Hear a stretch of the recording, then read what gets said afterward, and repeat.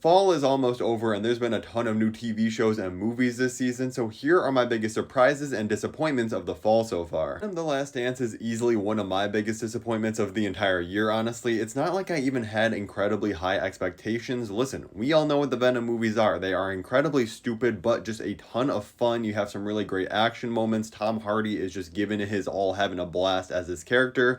Venom The Last Dance really lost a lot of that sauce in my opinion though. We add in so many new characters. All of them are so uninteresting and there's so many new characters that none of them really get a full arc. They just have random things happening to them, it feels like. And that's honestly the best way to describe this entire movie. It just feels like random things happening for the sake of it. There's so many super conveniences in the plot just to get to the next point without making sense. We're also really lacking a great villain in this movie. Like, you introduce Noel, he seems super cool. You have Andy Serkis voicing him. He pretty much has like 2 lines in the entire movie. The rest of it we just spend fighting these just faceless things that might as well be demigorgons from Stranger Things. And I'm sorry, their gimmick gets really old really fast because they're just pretty much unbeatable. But ultimately, I think the biggest crime that this movie commits is it's the end of the Venom trilogy, and yet it invents a plot point that makes it so that Eddie can't turn into the full Venom form that much. Like, this is the big send-off for the character. I want to see him just venoming out as much as possible. Give me some of the most insane action, and there are some bright moments in this film of great Venom moments, but it's so few and far between. Like I said, I know the first 2 Venom movies are dumb, but especially the first Venom, I still really like that movie. I have a ton of fun with it every time, and this was just such a letdown. Do not hate me too much, but I have never been someone that really cared about Saturday Night Live. I've only watched parts of it here and there, and I'm like, okay, this is fine, but it's just never something that's really been my thing. So I was really surprised how much I enjoyed the new Saturday Night movie.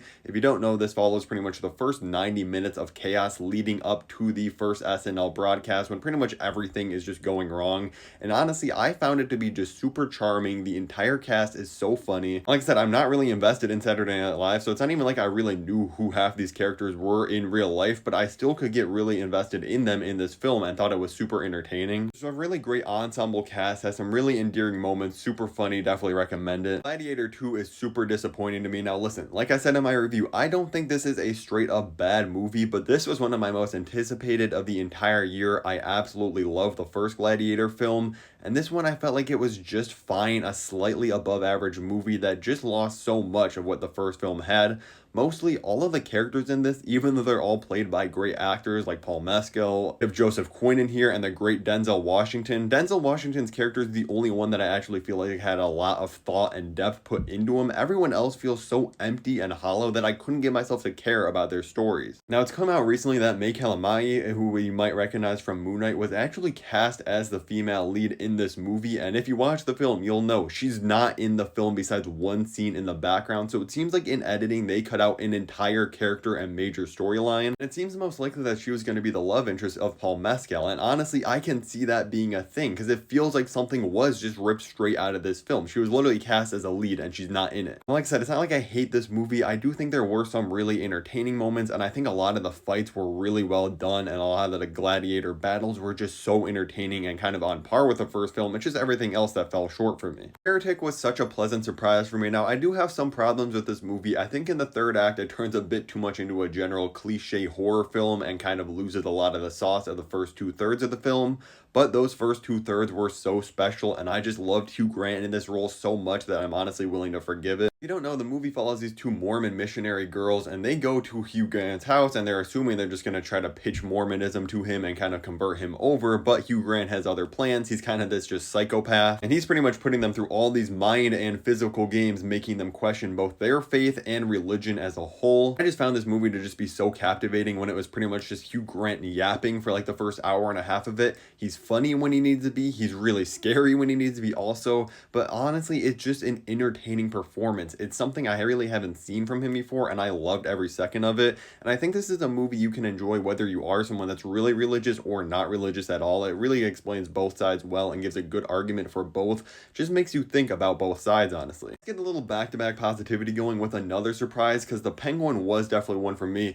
Not like I wasn't expecting this to be good. I was expecting it to be really great, but I was not expecting Arcane to be one of the best superhero projects I've ever seen, but that's what we got. I know it's more comic booky than superhero, but you know what I mean. Like, I'm not kidding. Vic, Sophia, and Oz are probably three of some of my favorite performances of the entire year across all of movies and TV shows. All of their characters had such fledged out arcs, even though most of them end tragically. It was so beautifully done and such a great ending. So many great supporting characters like Sal Maroni, too, that just added so much life to this version of Gotham City that was already one of the best that we've ever seen in the Batman movie. I honestly cannot wait to see more from Oz. I hope this doesn't get a season 2. He's only in the next Batman movie. This was really just a masterclass on how to make a project about a villain, because at the beginning, everybody knows he's a bad guy, but you're kind of rooting for him still. You're like, oh, I want him to beat these other villains in the world and kind of come out on top.